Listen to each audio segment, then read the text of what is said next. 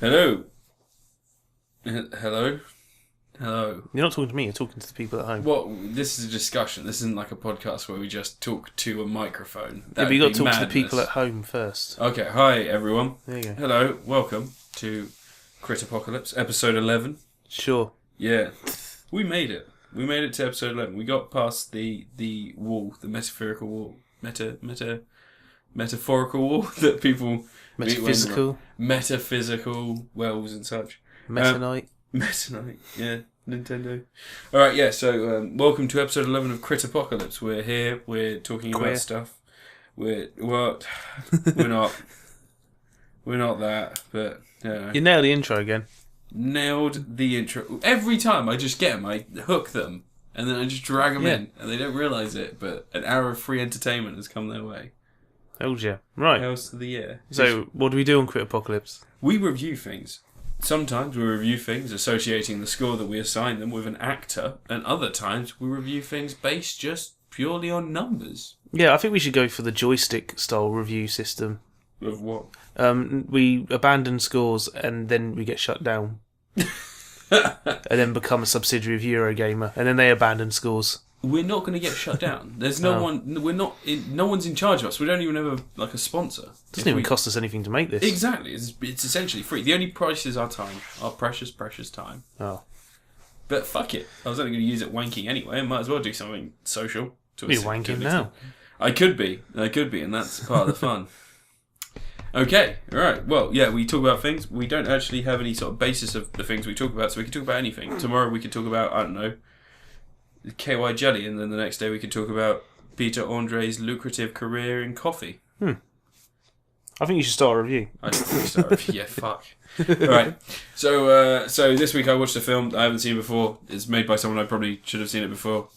David Cronenberg's Shivers, or as it's titled in America, It Came From Within. What a fitting title. So Shivers is a story of a man gone mad who was fired from being a professor at school because he was molesting a 12-year-old girl. He was giving her breast exams, apparently, when 12? She was 12. Yeah. No one's going to believe that. No, I know, right? You at least get a good alibi. So anyway, he is at home and he's decided that he's going to combine syphilis with a parasite that can replace organs. So he's making like a sexually transmitted organ replacement parasite. So if you were to lose a kidney, they could put the parasite in its place, and everyone would have it inside of them so that whenever they lost a kidney or an organ, they would be able to just jump in there and take over for them. Alright? Goes wrong though, because it turns out the parasite just makes everyone into a raping monster. Oh. Yeah. And it all kicks off, really. It's all a little bit like The Thing. There's a lot of paranoia to it, but at the same time, there's a woman who's in love with another woman, and she gets the parasite inside of her. And there's this element of being free, that you are free from the confines of society, and she's able to just go and tell this woman she loves her, and they start banging like crazy. Sweet. It's actually a very good film. Really unnerving. I couldn't tell why it's unnerving, though, because themes of sexuality have been available to us, our generation. It's a David Cronenberg film. It is. That's why it's unnerving. But it was really well made. Really liked it. I'd recommend it. I'd give it a solid Michael Fassbender. Quality actor. It's like one of the few Cronenberg films I haven't seen, that. Yeah, I've seen everything else. I've got a feeling it hadn't been released on DVD in the UK before, because it's only just kind of Arrow films, isn't it?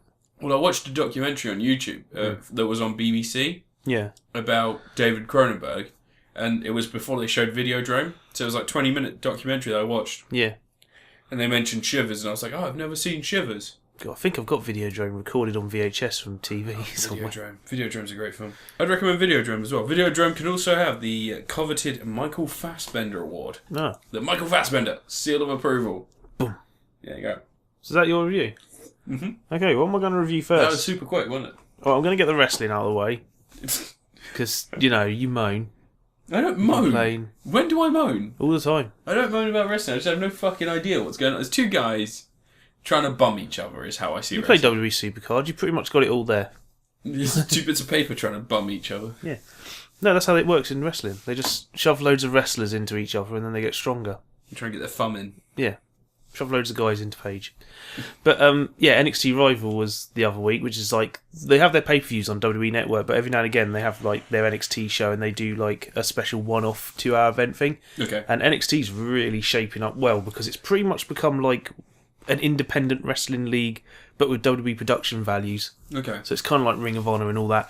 It pretty much is Ring of Honor now because they got former Kevin Steen, now called Kevin Owens, KO. See what they did there. Yeah, They're the letters for knockout. Yes. Well, Which is what you do in wrestling. Yes. Well, no, that's what you do in real sports. And that's what he did. Spoilers. He won the championship by basically knocking his opponent Sami Zayn out. In real life or in wrestling? Well, he just powerbombed him a lot and the referee finished the match. Oh, okay. But TKO then. Sami Zayn in Ring of Honor used to be known as El Generico, which is possibly one of the greatest gimmicks ever, and WWE decided, no, we don't want that. We're just going to have you be a guy with a beard. Yeah. He comes to the ring to some like fake Less Than Jake type song. Oh, really? Like dead like that. Oh. And yet the crowd still chant Ole Ole Ole, which is what they used to chant for El Generico all the time. El Generico is basically a Canadian French luchador, like who wore the mask and had a cape and all this sort of stuff, and came out and wrestled like a Mexican wrestler, So not but generic. couldn't speak Spanish or English. So not generic at all. Well, he's El Generico. His costume was basically like the mask was one of those store-bought generic masks. It would have been so easy. They could have just like brought some cheap masks and sold them, and but no, they changed his name to Sami Zayn. But yeah, it was really good. They got like a tag match on there, was really entertaining. The women's match, they've actually got the women who wrestle in NXT seem to be able to wrestle, which is something that it's a bit rare. It's not like EastEnders or WWE, or as I call it, EastEnders. It's like you stole my man. No, you stole my man. The diva storylines in wrestling are worrying these days. Quite often they seem to be focused around how one of the divas look. Really? They've done fat shaming storylines and stuff. Can you imagine? All right, just let's combine these two reviews. Can you imagine if Shivers happened in wrestling? How quickly it would spread first, because I think they've done that storyline. Like, and then the women just become sex crave monsters. It's just basically every week you tune into WWE, expect to see wrestling, and there's just a bigger and bigger orgy happening. I don't think they'd have an orgy because they've got to keep it PG. But there used to be a wrestler called Meat whose gimmick was that the girls that were managing him kept giving him a boner before he came to the ring. He was Sean Stasiak. Just tuck it in. He had like a boner in his trunks. Yeah, just tuck it in. Yeah, just like flick up into the waistband. Yeah, you can see it. That's the joke. Oh, that was a joke. Like he was mushroom topping and out the. He was wrestling. The guys were. Ugh. Oh right. That gimmick didn't last long. His dad was Stan Stasiak, who's one of the first WWF champions. There's a legacy for you. I have no idea who that is. I'm talking back to the 1960s here with wrestling. No, those days. The divas the women wrestlers in NXT, they got Ric Flair's daughter Charlotte Flair, who on first appearances, I know that name. I wouldn't be surprised if you thought she was a man. Okay. She's got Ric Flair's face, like literally Ric Flair's face. Really? Young Ric Flair. Is this like Bruce Willis's daughter has the Willis chin? Oh yeah, so does Hogan's daughter. Hogan's daughter Brooke. She's quite hot. At certain angles, she looks like her dad. Really? Yeah. But no, they got Flair Flair. No, F-L-A-I-E. Yeah, I-R, yeah. Oh no, someone searched for it already. It's one of the top searches. But holy shit! Yeah, no, I see it now. I see it now. It's weird. And they've got the same silken white hair. Yeah. She comes to the ring to like her sort of rocked up version of Sprat. She has some broad shoulders. Yeah. It's weird. It's odd how much she looks like Flair. She hasn't inherited his wrestling ability. But neither did David Flair. He was a terrible wrestler. But they got a wrestler there called Bayley who's entertaining, and she's got like this cute, fancy girl type gimmick. But she was actually doing really good in that match. I thought she wasn't one of the better ones, but she was actually quite decent. One of the advertisements for Ric Flair's daughter it literally says, Ric Flair's daughter, Charlotte. She used to be in TNA for a while, and she couldn't wrestle at all there. She's definitely improved a hell of a lot. I think she's taken it a bit more seriously now. The top match on that event, though, was Finn Balor, the Irish wrestler, formerly known as Prince Devitt, for having a match against Adrian Neville, who used to be called Pac years ago.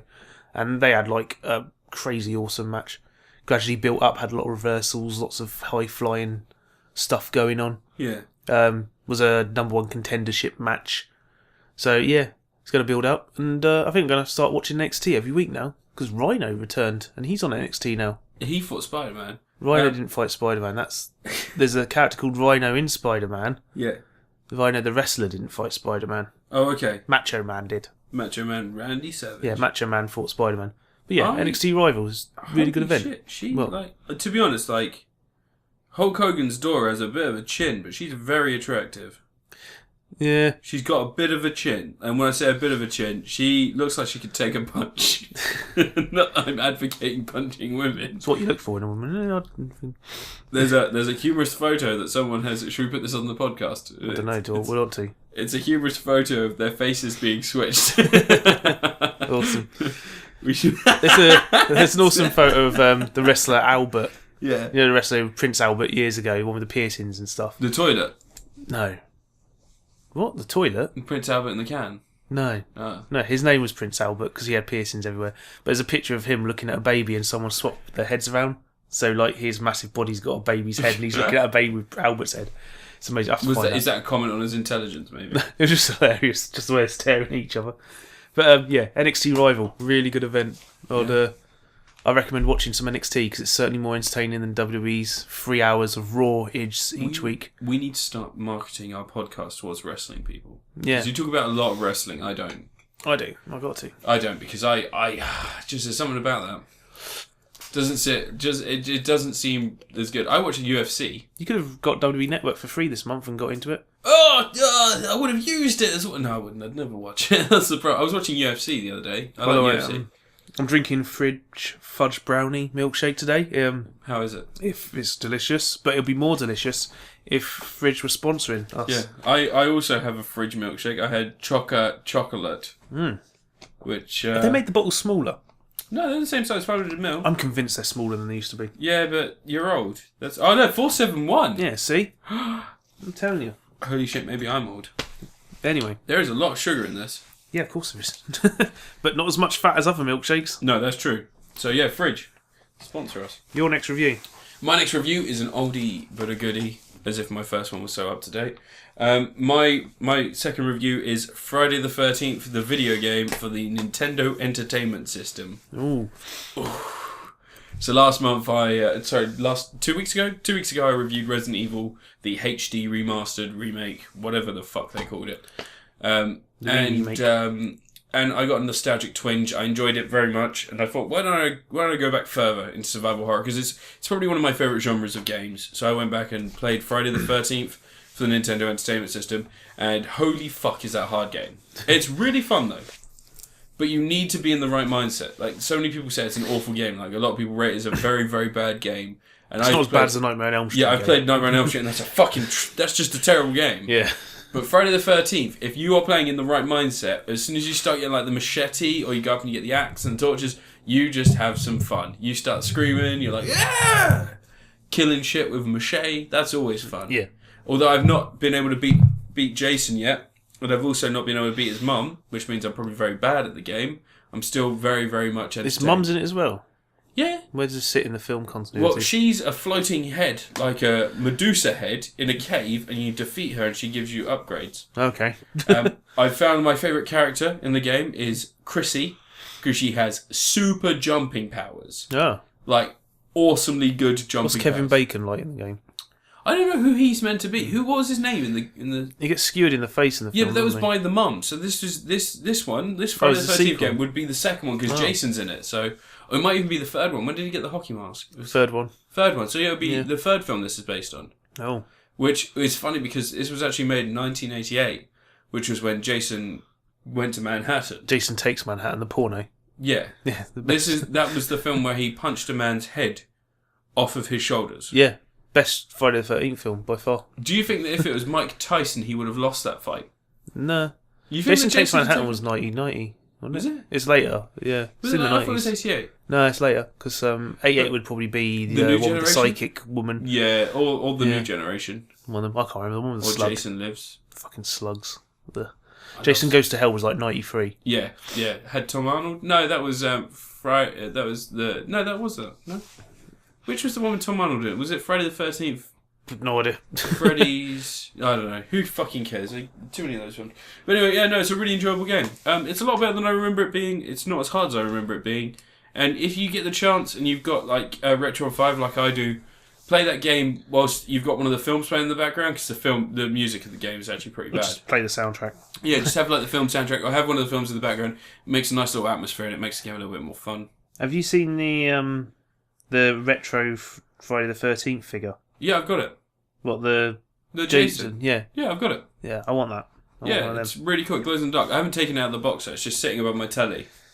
Oh, there's a retro Godzilla coming out soon. NES style Godzilla. With like little square pixel. There's a Master System Rocky. Yeah. I want that, and the Rambo one. No, the NES Rambo one. That'd be awesome. They should do ones based on the actual characters.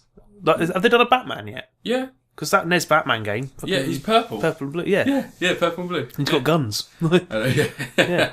But I'm planning to buy one of those figures, because I don't collect figures at all. I used to. I've still got a bunch up here, haven't I? But I like the look of the game cases that open up, and they've got the... Yeah. And I want the Predator one. That looks cool. I want those the NECA Toys remakes of the old Predator figures, because they did basically new versions of the 90s Kenner Toys Predator figures. Oh yeah. I've got Lava Planet Predator and I've got Emperor Predator somewhere, but I want like the new versions of them. Okay. So if NECA Toys fancy sponsoring, NECA, podcasts, get on it. Yeah. I used to have a lighter by NECA. I used to have an umbrella, Resident Evil Umbrella Corporation lighter. Dear. Can't buy them anymore. I'd like one of them. Yeah, sort it out. Get on the bell to us. What's my next review going to be? I'm going to do the documentary Turtle Power, the definitive history of the Teenage Mutant Ninja Turtles. I was going to watch this. It's on Netflix, isn't it? Yeah, it's quite a good documentary. It's not a definitive history of the Ninja Turtles, by any mean. I got turned off by the fact that I saw Uncle Phil.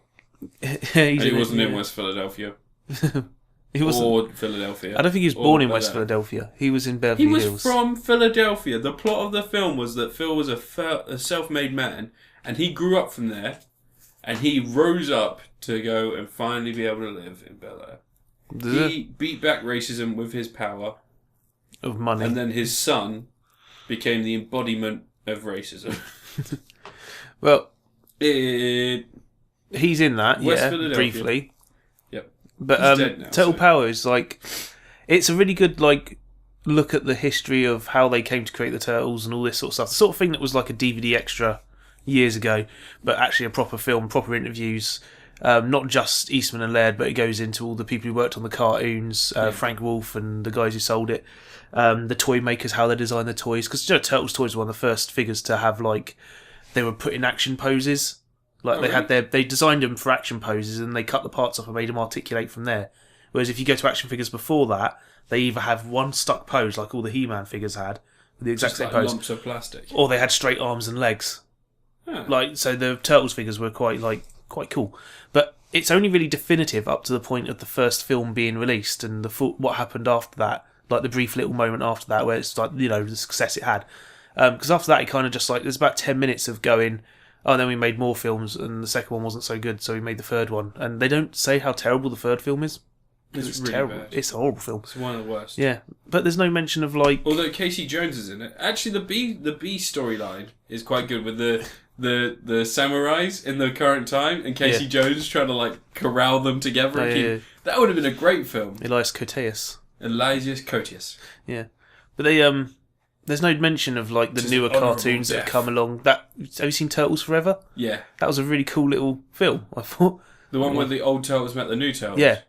Yeah, and then the 1987 comic ones appear in there, don't they? And all this, all that stuff. That's really cool. No mention of that, which would have been a really cool way to go off. The Imagi Studios one? No mention. You see brief clips of it, but no actual talk about it. That's got one of the best fight scenes. Yeah, it's a really good Turtles film, I think. But it's a really good documentary, though. It's not got all that nostalgic fanboy stuff. There's a couple of fans here and there, but it's not one of those ones that's just loads of fans going, oh my god, do you remember how great that was? It was amazing. It was the best game ever. Or whatever. There's one bit where they're talking about the NES Turtles game and how ridiculously difficult it was. It's the worst. But can't even complete the second level. I'm like, fuck that. I always see the water level. I remember playing the water level. Yeah. And it's so fucking difficult. Just got to not suck. That's not true. You've got to have superhuman skill. And also, those tendrils are everywhere at one point. How are you meant to get down there? Just fuck that game. Whatever. Friday the 13th is the best NES game. Everyone knows it. Yeah. The Turtle Power's good. I like the lack of nostalgia. I like that it was a proper... obviously, I heard lack of nostalgia. I mean lack of rose-tinted nostalgia. Yeah. I like they show you all the characters that they came up with that never made it into the toys and all this. Like the guy had a booger gun, a tube's coming out of his nose and a gun with a big nose on it that fires boogers. There was an underground set because at the time, lots of 80s toys they had like characters in the sets. Yeah. You know, Castle Grayskull, big skull on the front of it. Yeah. So one of the sets was a sewer set with like some sort of demigod thing in the wall. All right. Yeah, glad that never happened. It was a big old rock bearded man face. That was an odd segue.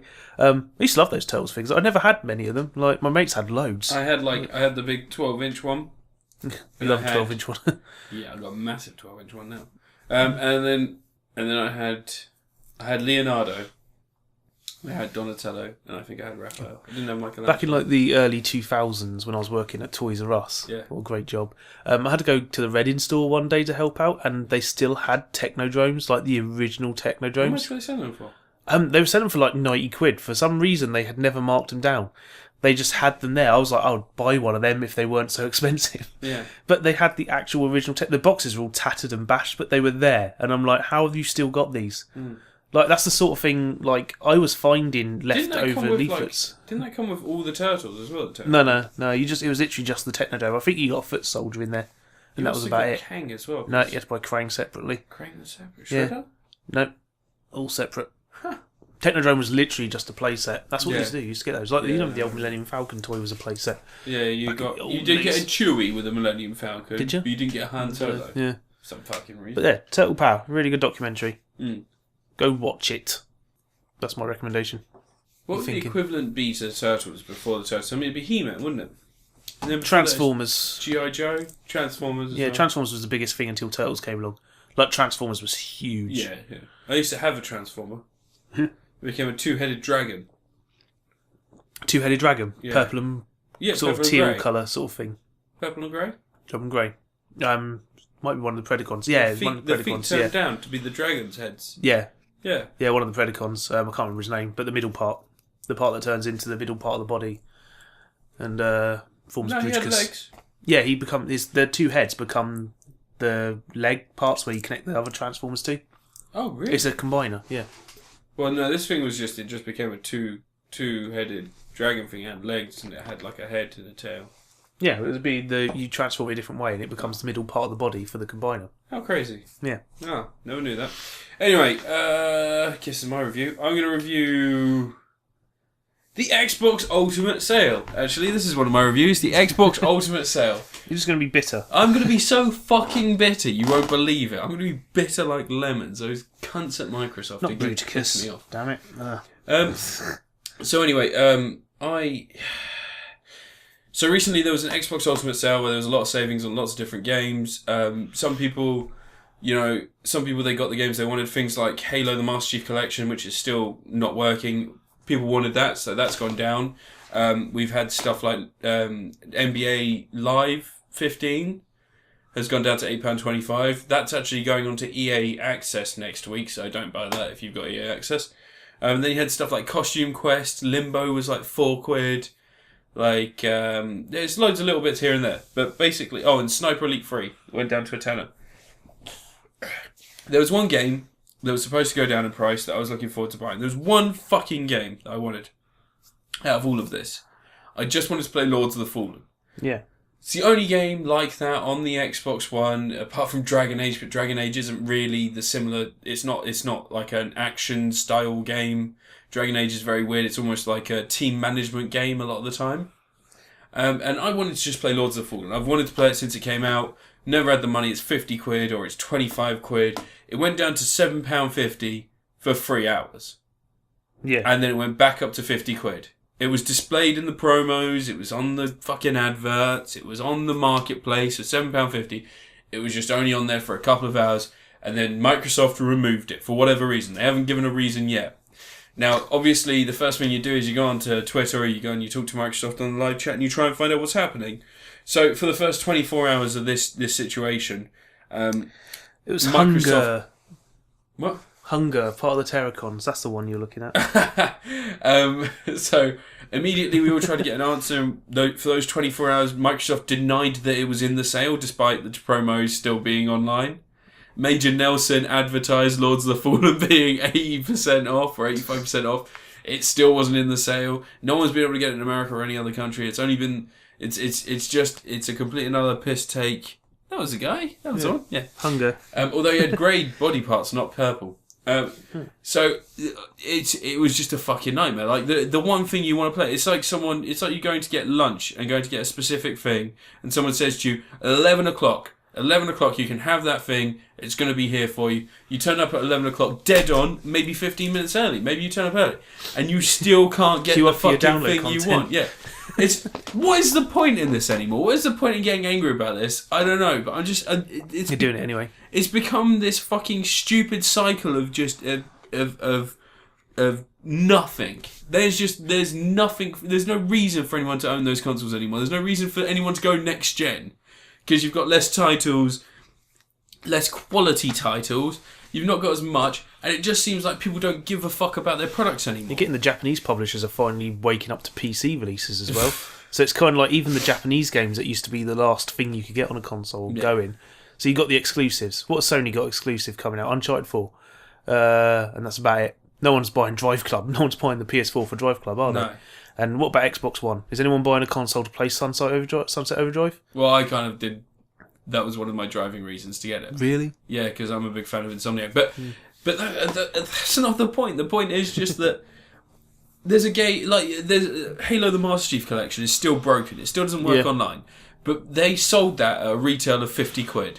And then they reduced it incrementally until the point now that we're at where it's £25. Who's going to compensate for those people for 3 months who have had a broken game? See, online play doesn't work, isn't it? No, it doesn't work at all. Matchmaking's fucked. So for 3 months... But single player still works. Yeah, but you can't do it matchmaking. You can't link up and play the single player with people. You can only just play single player, Who's going to compensate those people for a broken game? You've offered Halo ODST as a download content, but it's still not going to fix the problems that are existing. You offer someone compensation once you fix the problem. You don't let the problem continue to rot and break down and remove customers that you'd have. Halo 5 is going to be a shitstorm. And the studio that are working on it, whatever they are, 343, I can't remember the name of them. They're just going to keep saying, we've got a new patch coming out. They'll release a patch and it will change the colour of one person, but it will stop everything else working. So you won't even be able to play the single player, and then they'll keep going. We're releasing Halo 6, so we don't have time to make the patch. We've made the patch, we've released it. It doesn't work still, but we've done our best. So we're going to go on to Halo 6 now. Was it something like 33% of games released last year had a day one patch? Yeah, it's just the way they're doing it now. I think they're going to start doing it where the games don't work at all on the disc, and you need to install a patch to get it to work. It'd be their way of doing copy protection and all this sort of stuff. It's just fucking stupid. It's just fucking stupid. If the first issue is don't advertise you're going to do something and then don't fucking do it. Don't tell people they can get a product for cheaper and then not release it for cheaper, and then lie to your client base. Lie to the people and say you don't know why it's gone up in price. I saw it on there. Yeah, it was on there for just don't lie to people. What the fuck are you doing? Someone's paid you £400 to waste their time on a fucking console. You don't fucking lie to them about what they're going to be able to play at what time for what price. Either do or don't. Don't fuck about with your fans. Lords of the Fallen dev doesn't know why it's been kicked off the sale. Nor does the publisher. Yeah. It'd be £7.50. Microsoft are the only people that will know why that price has gone up, and someone will be responsible for doing it, and they haven't answered. No one at Microsoft has answered. It's an ongoing pile of shit. Why? What is the point?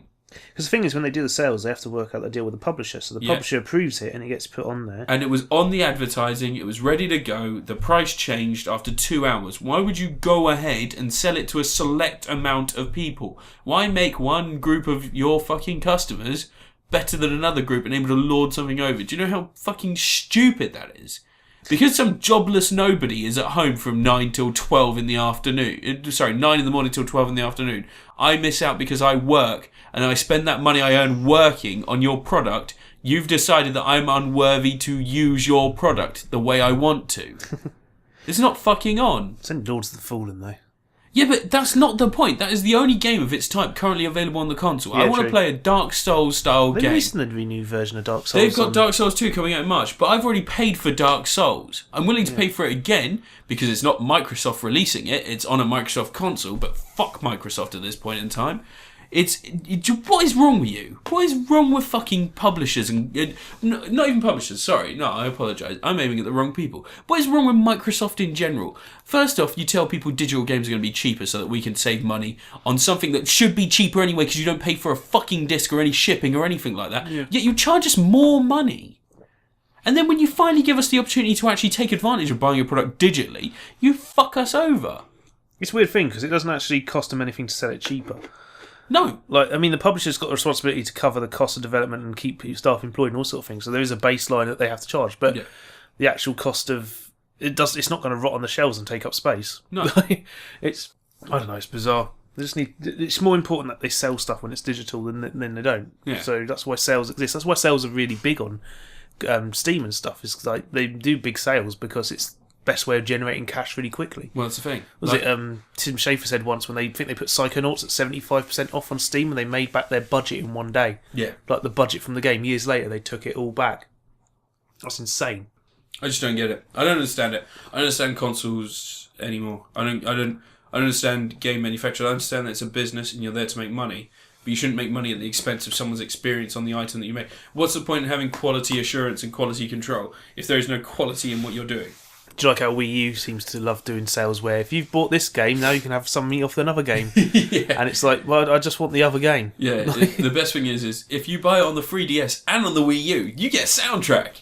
Yeah. It's like, They got that thing as well, haven't they? If you've got the game on the original Wii and you transferred over, done the system transfer, which is a long, convoluted process involving salt circles, incantations, sacrifices and whatnot. We killed 4 goats. Yeah. Still didn't get fucking Metroid. They'll give you a little bit of money off downloading it again on Wii U, didn't they? Yeah. It's nice of them.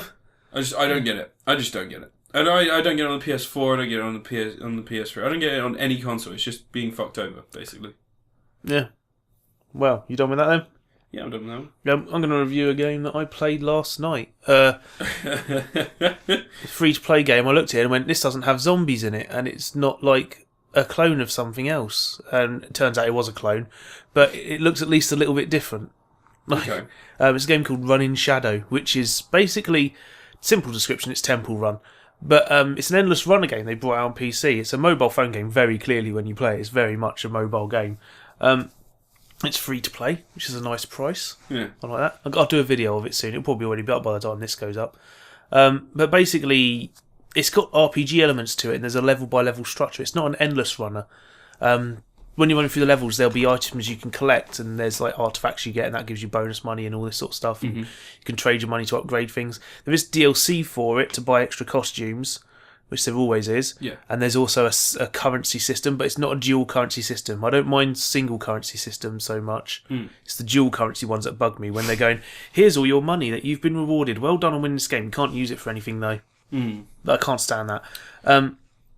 No energy meter, which is a good sign on free-to-play games. Yeah. You know, so you're not like going, oh, you've played 5 goes in a row. Sorry, you have to wait half an hour before you can play again. I love those. Yeah, which Nintendo have done now. Have you seen on that Pokemon game they've released on 3DS? The free-to-play one. Yeah, literally got Candy Crush Saga system. I haven't played it because I just can't be fucked. I don't video understand free-to-play games. I'm not a casual gamer. I don't. Yeah. But this one's like, you just run through the levels, collect the coins, beat the bad guys. I've found that, yes, as you go along, they'll get levels and you need to unlock them with money. Like, you'll hit the level for them to open, but you have to pay with your gold you've earned in-game to unlock them. And I've got the feeling that what's likely to happen is that cost will keep going up and up to the point where it's kind of nagging you to buy.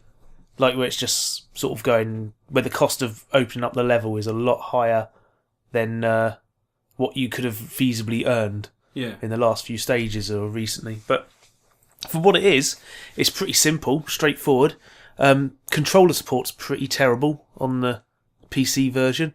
It works, you can play it with it, you just use left, right, up, down and all that. But switching through menus is impossible. There's no indication of what you're selecting on the screen. Like, you have no way to move between menus. I don't think there's any way to pause the game when you're running through it. I've been trying it and it's all weird, so I just stick with keyboard on it, which you can control using the WASD.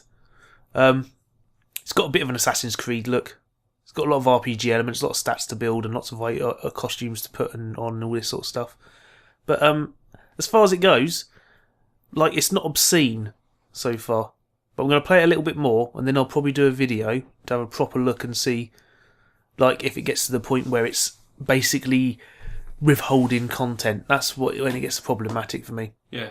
When you're playing them and it's like Supercard, there's no point to Supercard go, you can't play anymore. Yeah. That's what's really They great always with that give you game. a way around Yeah. other things. I've got to the point now where I'm starting to consider buying card packs and boosts and stuff on it. I wouldn't. No, but I'm getting to the point where I'm like thinking I wouldn't be so bothered. Like I'd probably only buy like the boosters for if I want to get one of the higher cards on Road to Glory or whatever. No, don't like do that. A boost, but be financially smart. Don't pay for something that's free. That's the whole point of the game, isn't it? They want you to pay for it. Look, you're being brainwashed. I'm being don't brainwashed. don't be brainwashed. But I don't mind. It's like I'm not going bothered to be a now. Scientologist soon. But I'm playing the game and I'm enjoying it, and I'm thinking I'm putting a lot of time into this. I'd like to give the makers of the game a little bit of money. That's what They've it's already about. got money. They haven't really. Don't do that. That's the whole point. That's the whole thing with. That is the whole point. It's They've the made a trick to game. paying money. Yeah, but they've made the game. It costs them money to make it. But they Someone's make so got much to pay from them. advertising. There's no Flappy Bird. advertising in. Yeah, there is. W There's no Supercard. adverts on the bottom. What? I don't get any ads. Yeah, there's ads on the bottom. I don't. Do you not? No. I'm not going to start out. No, I'm not falling for this. You've already been brainwashed. I'm not going to WWE But no. Supercard zombies. The way I see it, if a game developer makes a free-to-play game and it's good and it makes me want to spend money on it in some way, then that's fine. That's what it should be. Yeah, that means it's a product. It's a working product. Yeah, it shouldn't be a situation where it's like withholding stuff to try and wear away your willpower Yeah. to make you pay for stuff. That's when it's bad. Like I really need to do a video on Candy Crush Saga one day. That friggin' that game is horrific. I know people that paid money to play a game. Idiots. Fucking morons. It's a terrible game. But yeah, Running Shadow, it's quite decent. It's free to play on Steam. It's definitely on mobile phones. I haven't actually looked, but I guarantee it is because it looks exactly like a mobile phone game. 3-star ratings whenever you finish a level. That's how you know it's a awesome. mobile phone game. That's awesome. That's Angry like Birds, Cannonbolt. well, it's Angry Birds legacy, isn't it? But decent game. Worth playing, I say. Congratulations. Right. Shadow Shadow. Running Shadow, yeah. Congratulations, guys. So far. You'll see what it's like when I do the video. Okay. It's my last review, isn't it? Is it? Oh. It is. What is my last review? It's probably one of the better questions I could ask. Let's have a look. Is it Adventures of Link, Legends of Zelda 2? No, I did play that though, but no, it's Monster Hunter 4 Ultimate on the 3DS. You were literally playing that just before we started. Alright, calm forgot. down. Calm it down, son. There's no more Pop-Tarts left. Yeah, I bought you 2 packs, you ate them both. Oh, nice. Anyway, Monster Hunter 4. I recently started getting into Monster Hunter 3 on the Wii U. Monster Hunter 4 was being released, so I bought it. It's a very entertaining game. It is much like... It's like a RPG mixed in with the same elements that you get from a game like Pokemon. Yeah. So you're not catching the monsters, you're killing them, murdering and them, harvesting taking their them skin, for... harvesting their organs, It's one of my favourite parts and of Far then Cry 4. wearing their faces as hats. It's one of my favourite parts of Far Cry 4 and Dragon Age Inquisition is killing things and then making them into other things. So, it's a really entertaining game. I haven't gotten deep enough into either of the games to really be able to give a solid score on it, but I'd say that they're both very entertaining and worth your time. If you're into RPGs, if you remember Phantasy Star Online, Yeah. it's very similar to that stuff. So, not an MMO, but with online elements, nice camaraderie between people. There's no real negativity thrown towards newer people. And, just all in all, quite fun. That's rare on online games nowadays. Yeah, Have really you played Dota? Yeah. Or Smite? Smite's not so bad. Or LOL. Jesus. Hearthstone's not bad, because they can't talk to you. Yeah. I threaten them all the time. Send threats. I will crush you. Yeah, I will destroy you! But yeah, I mean, I don't really know what to say about it, because it's a difficult to place game. There's not much out there that's like this. I assume that if there was ever a Sword Art Online game that was made properly, it'd be very similar to this. Without so many monsters, and maybe with more like just big mass battles with lots of people. Have they put any like hidden random stuff in there? There's usually like references to other games. Oh in yeah, there, like you can get like costumes for your feline companion that are Yeah. like old games, like Link, and Nice. you can get like Mario and stuff. Metal Gear Solid Peace Walker that had the Monster Hunter stage. Yeah. You could unlock. Yeah, I need to pay through Peace Walker someday. I've got the HD remake Oh, what on the on the Xbox. Oh really? Yeah, Oh, 2, 3, and I've barely played them. I might have to borrow that at some point. I'm just yawning. Yeah, I might have to borrow that at some I point. really want to get into the Monster Hunter games, but I want to play it on PC. I think it'd be best on that. I'd be happy for a Wii U version when that comes out, though. Monster Hunter 4, whatever they're going to call it. When Monster Hunter 4 comes out, just get Monster Hunter 3, because they're very similar. Yeah. It's not a massive amount of difference, from what I can tell. My many hours hunting monsters. Yeah. But yeah, it was a surprisingly short review for me. I don't go off the handle on that one. I'm just fucked off from Microsoft. Basically, anything would be good right now. As long as someone doesn't withdraw it 5 minutes after showing me a shit sandwich, I'll still eat the shit sandwich if I'm hungry. I wouldn't. I'm picky. It depends how hungry. I like food to not taste like shit. I just don't care sometimes. So do you want me to go on to my last review? Yeah, you can go on to your last review. It was super quick this week. Yeah. That's concise. It's concise, no time wasting. I'm going to be highly predictable, and I'm going to review Better Call Saul, the first 3 episodes that have been shown so far. It's really frigging good. Okay. It's like really good. Oh, see, I remember when it's first announced, I kind of got the impression they were going to go for a sitcom route. Yeah. Like it was going to be some lighter-hearted version of Breaking Bad, set in the same world, but with Saul and silly adventures and all this sort of stuff. Yeah. But it's not. It's very much a companion piece for Breaking Bad. It's got the same tone, same style. They visually reference Breaking Bad quite often through shots. Oh, really? Like when Saul's lying on his bed, he's got like a fold-out bed in his office, which is at the back of the foot spa. Yeah. I think the foot spa was in Breaking Bad. I swear I remember it from there. But he's lying in there and the camera goes above and the gratings on the ceiling where the tiles have been removed from the ceiling form a box around him, like when friggin' old Walter White falls in the basement and lies there and he's found the money's gone and you've got the box around him, like trapped inside a box, as it were. Yeah. Brilliantly shot. There's a lovely montage in the second episode of like him continually working as hard as he can, doing all the court work, because he works. He's got a lawyer firm, but no one ever goes to him. So he basically works down at the courthouse doing all the like court cases for everyone who hasn't got a lawyer. Yeah. So turns up and helps him out and all this sort of stuff. And basically, like the first episode has him psyching himself up for a court case, and they're all waiting on him, and he's in the toilet. And he comes back and he does his whole big shtick, and he gets you to believe that these students, they broke into a morgue. It was a silly mistake. They shouldn't have done it, and all this sort of thing. And it's like you're on the side. You're like, oh, these kids, they just made a mistake. They're silly kids. They're dumb kids. And he makes it up. And then the prosecutor gets up. Prosecuting attorney gets up, puts a video in the machine, and it's the kids fucking the head of a corpse. Oh, awesome! Just like holding the head up. Go. Everyone's been young. That's a mistake. Common mistake. But yeah, it's really cool. Second episode's got what's his face? Who was the criminal? The guy, the first one that Heisenberg comes, like one who kidnaps him. Tuco, yeah. He's got him in it. He's got his mum, and there's some. He loves old people. Yeah, bit of blood on the floor that he's been cleaning up. He tells you it's the cranberry juice, and he's cleaning it. But yeah, he kidnaps him. The guy who plays Vas in Far Cry 3 is in it. Oh, really? Plays a guy called Nacho, and he's a very similar character, really intense, very intelligent, scary guy. I kind of want to play Far Cry 3 again now. Yeah, he's basically like picked up Saul as his lawyer. Yeah. Like Saul owes him, so he's going to be representing him. And well, he's not called Saul in this; he's still called Jimmy McGill, because Saul was a pseudonym that he took on. Yeah, because it's like Saul Goodman. Yeah, like that. Yeah. But I'm kind of interested to see how it goes. I'm hoping they don't have Jesse Pinkman cameo in it, because that kind of. Yeah, because Jesse didn't know about him when they were introduced to him. I think did he know about him? I think he might have already knew, because I think he was. But no, he saw the adverts for Saul around, didn't he? But Walter didn't. That's for sure. Yeah. But it'd be interesting. Apparently, Skylar might be in it, and Dean Norris might have a cameo. I can see Dean Norris running into him. Yeah, because like being a cop, he could be like testifying. Yeah, that'd be interesting. Well, there's a housing estate that you see in it, which this family live on. The family, they're sort of like this group that he was trying, this pair that they're apparently stolen some money, and he was trying to get their job defending them, but then they went to the company that his brother used to work for. His brother established a big law firm, and he's kind of at home. He thinks he's ill. He thinks everything magnetic's going to kill him, and he's paranoid. He's just got a weird paranoid delusion. Everyone has to ground themselves when they come into the house and put their mobile phone outside and all this. He's a bit crazy. But the family disappear from their house, and the estate they live on looks a hell of a lot like the one that Dean Norris's character lived on. What was his name? Hank. Hank, yeah. Oh, because he had his beard, didn't he? Yeah. Hank's brew. Yeah. But it's been excellent so far. I'm really liking what I've seen of it.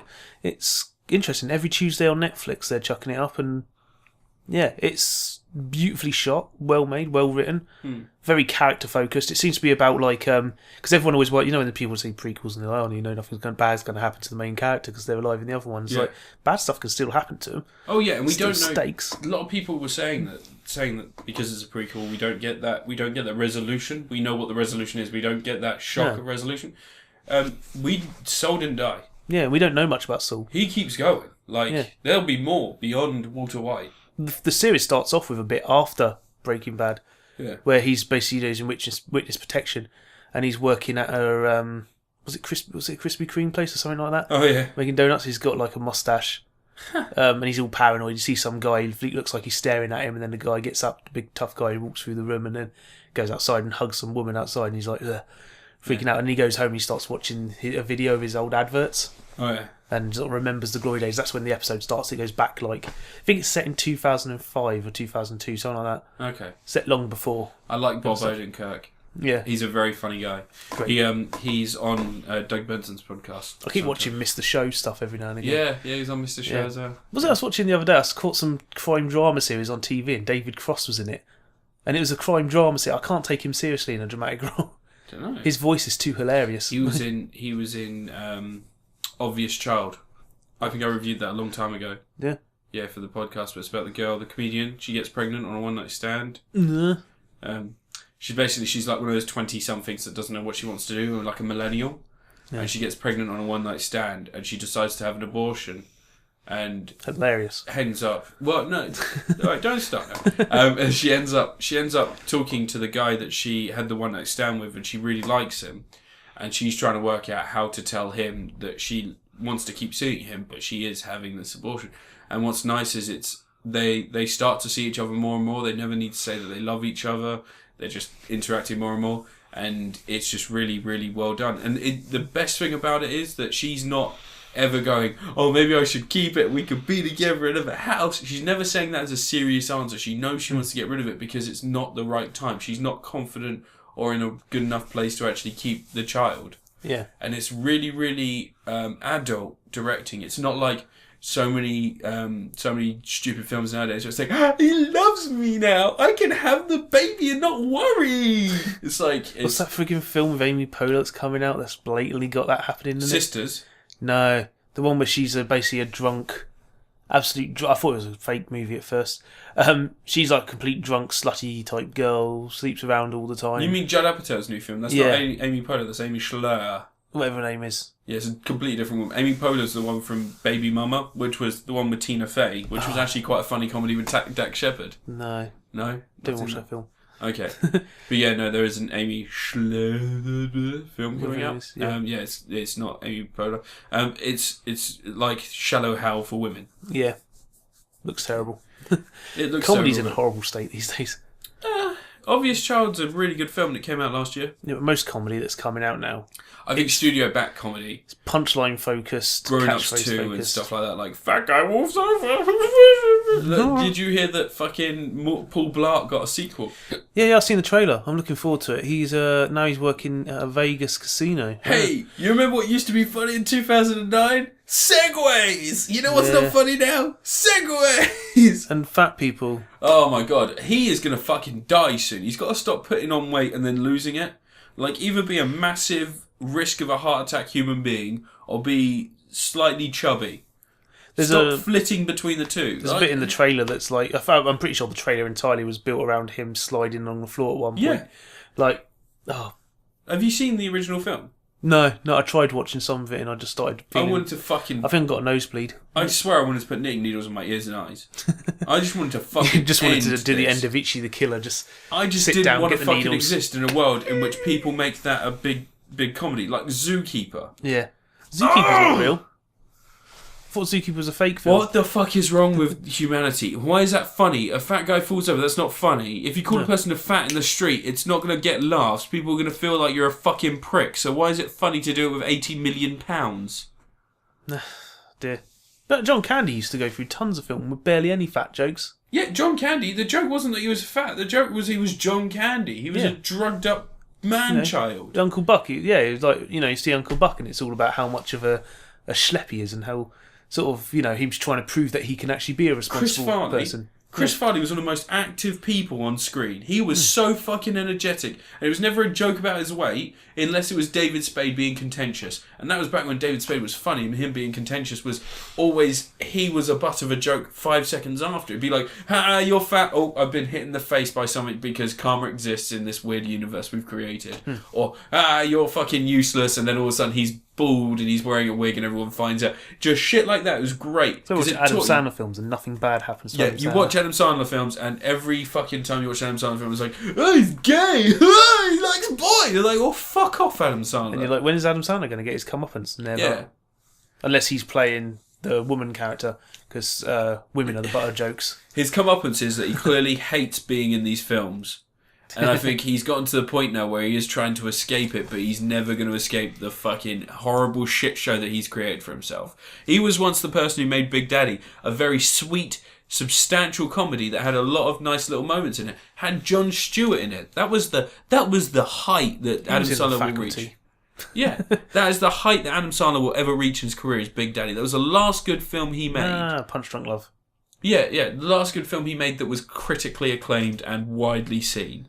I saw Punch Drunk Love. I saw Punch Drunk Love. I like that film, but no one saw it. It will never get a sequel. There'll never be another. Spanglish wasn't a bad film. Funny people did well. No one saw it. Funny people did well, but he was the joke. And he immediately, instead of learning from being the butt of a joke, he turned around and just made himself even more of a joke by doing Grown Ups and Jack and Jill.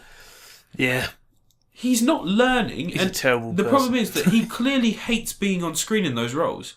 He's clearly unhappy. Like, if you see him, he has aged badly in the last 5 years. He's got bags under his eyes, and the only fucking thing you can tell he's still alive is the fact that he's tanning every time he goes to one of those sunset vacations. But, like, he hates himself. Clearly. Yeah.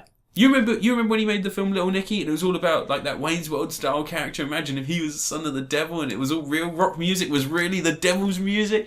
But it turned out that he was trying to be a sweet guy. It turned out he was trying to have redeeming qualities, and he didn't care about the way that people looked, and he liked women. And then all of a sudden he's back to, oh, she's fat, she's gay, oh, no, I don't care, and abusing women. It's just fucking stupid. Do you remember when I was talking about Better Call Saul? Yeah. I remember that a couple of minutes ago. Yeah. Watch Better Call Saul. Yeah, Better Call Saul. Don't watch Adam Sandler. Yeah, it's on Netflix. Can't get much cheaper than that. Yeah, you can't. It's free. Well, it's not.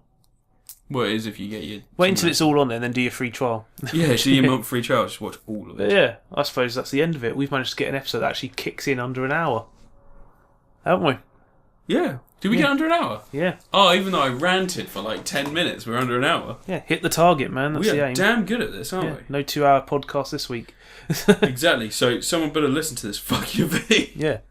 So yeah, Oh shit, no one answered, no one went in for the competition. Manborg. No one did, because no one listens this far into the video. Okay, well Manborg is still up for grabs. If I can get someone to just I'd only need one person to tweet me with a funny film name, just subvert an existing film name, make it a porn name, make something else into a comedy, just whatever you want to do, just get it in. The best one, we'll talk about it and pick one and send you a copy of Manborg. Just fucking let me know. Just try. Where can they tweet you at? They can tweet me at I'm Cinemageddon, spelt with 1G and 2Ds, and also you can tweet LV54 Space Monkey. He will also get it and be able to let you know how you're doing and what we're doing and whether you've won or not. Okay, but yeah, let us know, and we'll get you a copy of Manborg. If no one accepts it this week, then what I'll do is I'll add a film to it on the next podcast, and we'll have like a rollover, and we'll get like a whole collection of films waiting for one fucking person to tweet us. And then once we've deemed them worthy of the film collection, once it's funny enough, they can have them all. I don't care about shipping costs. I think you should go to the first person that actually bothers. No. I don't reward mediocrity. So anyway. Alright guys, have a good week. Or 2 weeks. See you soon. Bye. Bye. You're going to fart again? No, I can't on cue anymore. Broke it.